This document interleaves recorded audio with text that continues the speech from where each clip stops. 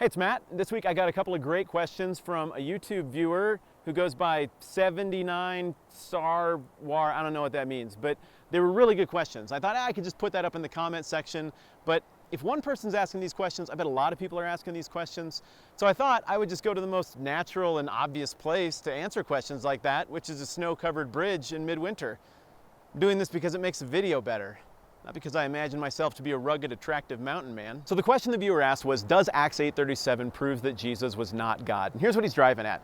I did this video on Acts 8:37, which is a verse of the Bible that should be in there numerically, but just isn't in there. And so some people get really bent out of shape about that verse not being in there, and you can see that in the comment section, that they're really mad because they think people who aren't that Christian just took it out of the Bible. But the truth is, the early manuscripts don't have it in there. But the reason it's controversial isn't just that it was there and then it's not there, or it wasn't there and then it is there. It's controversial because it has language about Jesus being God.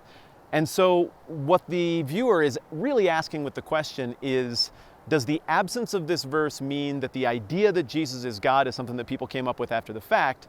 It wasn't really something that Christians in Bible times believed, or that Jesus himself even believed.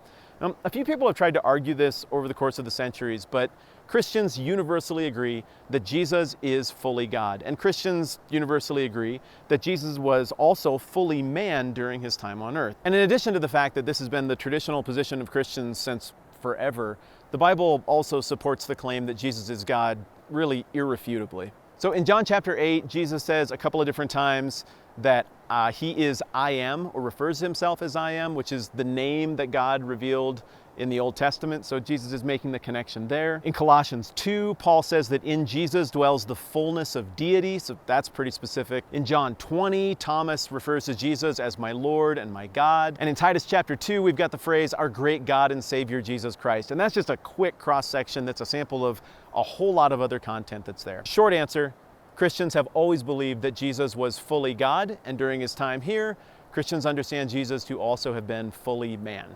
Okay, a couple quick things on the way out the door. First of all, I think when I do a response video like this, I just want to keep it short and on one topic, so I didn't really talk about Jesus being God and what that means with the concept of the Trinity. Second thing is that Acts 8:37 really specifically deals with the question of Jesus as the Son of God, not just Jesus as God.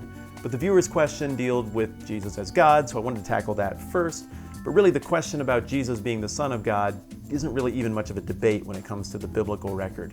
That concept, that exact phrase is all over the document. So here's a bunch of verses that deal with that. If you want to look into those, you can as well. And we have plenty of time to chip away at these issues one at a time as we go along. For now, I really am going to leave you alone. Oh, I have a phone call. I better go get that.